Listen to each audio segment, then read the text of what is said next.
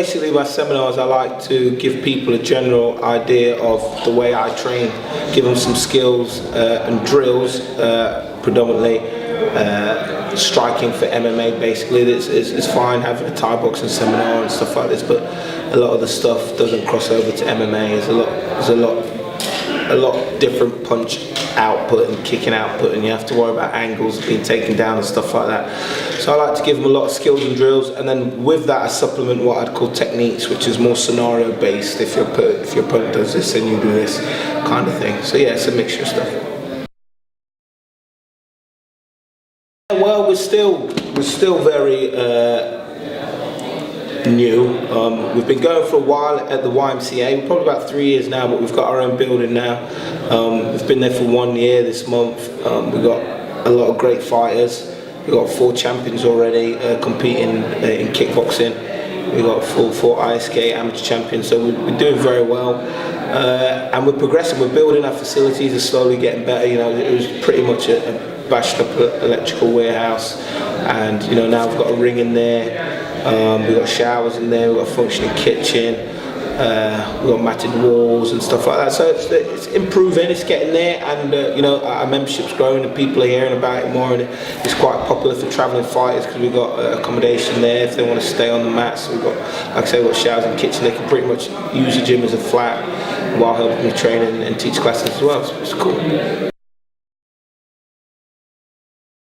No, I haven't really got a career in coaching. I'd like to do something different. I've got a plan. For the next 5 years I'll probably be involved in coaching and having a gym, but it is a lot of responsibility, and it does take a lot of commitment, and it pretty much, you're as committed as a fighter without having to do all the diet and stuff like that, if you want to be a full-time coach. And I'd like to be at home a little bit more and, you know, do other stuff with my family. So I wouldn't do coaching full time, but for the next 5 years I'm definitely going to run my gym and build that up and build some fighters up and see how much I can do in that period of time. If he wants to fight, he can do pretty much whatever he wants, as long as it's positive and you know he has positive goals. You know, he'll be in the gym and he'll probably train, but I'm not going to really force it upon him. Yeah, being a dad is a very big responsibility, obviously, and the way you think about things has to change, and just everything has to change, but not as drastic as I thought it was. You know, I'm still able to do a lot of things that I want to, and I'm still committed to my training, and I train just as much as ever. You know, my girlfriend does a lot, so it hasn't changed too much on that side. I like to fight, I like to train. I'm always training. If I'm not training, I'm teaching. You know, you can see my weekends are spent teaching as well. If I get a chance to do a seminar, I'll come and do a seminar. Yeah, I like to be involved in the martial arts, and it doesn't matter about the opponent. It's about me. The whole training is about changing who I am as a fighter and improving. It doesn't matter who the fighter is. I'm still going to be training. I'm still going to be in shape. So I'm motivated to improve myself. It doesn't matter, you know, who I'm fighting. Just to fight, I got 3 fights there in 12 months, so you know, it's pretty active. It's non-exclusive, so I've got an international fan base, so you'll probably see me fighting in different locations next year as well. And yeah, it's just, I just want to be able to give my UK fans something to talk about and something to remember, that you know, I'm still here, because a lot of the time I'm floating around in different countries and fighting. Even though I'm staying active, you know, sometimes people can forget what you're actually doing. So being here fighting in the UK over the next 12 months is just going to remind them that I'm still here, I'm still doing what I'm doing.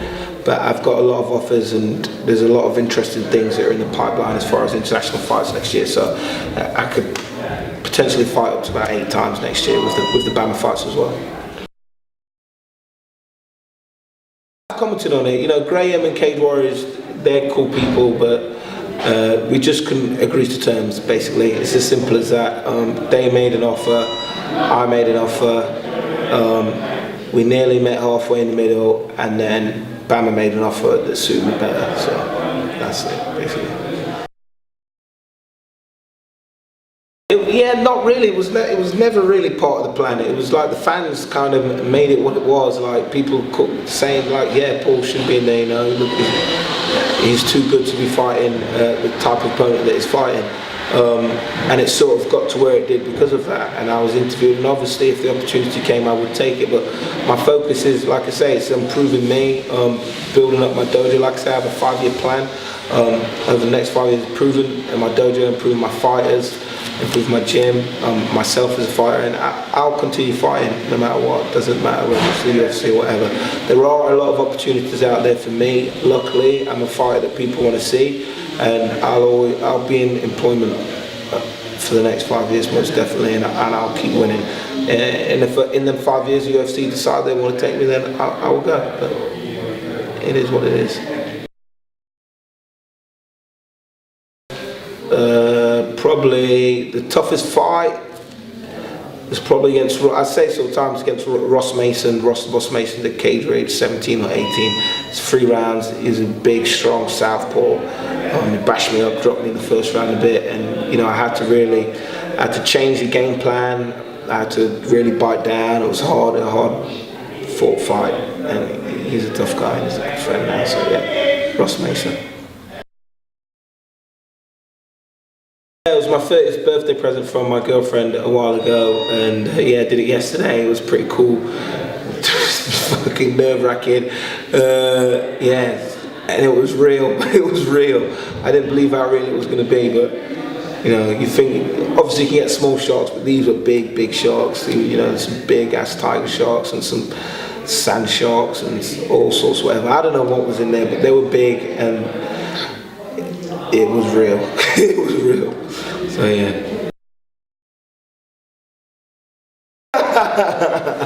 No, see, I get what she was doing. She was trying to give me experience. It was definitely an experience. It was mad. It was weird. It was quite emotional because it was just a weird. It's weird. Even thinking back, it was just cool. Yeah, it was real. Big sharks. The same place, yes, because they were very, you could see they've been doing it a long time. It was very well run. Safety procedures were good. They looked after pretty well. So I'd definitely do it again.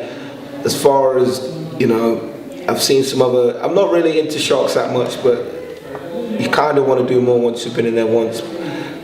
If it's in a tank, I would do it again somewhere else. My girlfriend's trying to get me to go in a cage, in the sea, great whites. Not feeling that, so I'll stick to a tank in a little, you know, sea life centre, and that's enough for me. Mixed martial arts for me is basically a discovery of yourself as a person and as a martial artist and as a fighter. All three are different. As a fighter, you know,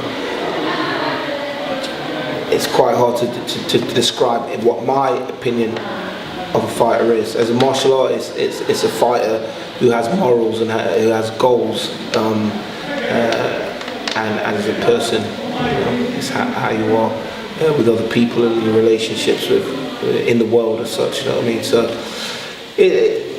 that's what mixed martial arts is to me: an improvement of yourself, an improvement of yourself as a martial artist, an improvement of yourself as a fighter. Spirit Dojo, www.semtex.tv. You only got 5 years to be part of it, and then I'm off. Peace.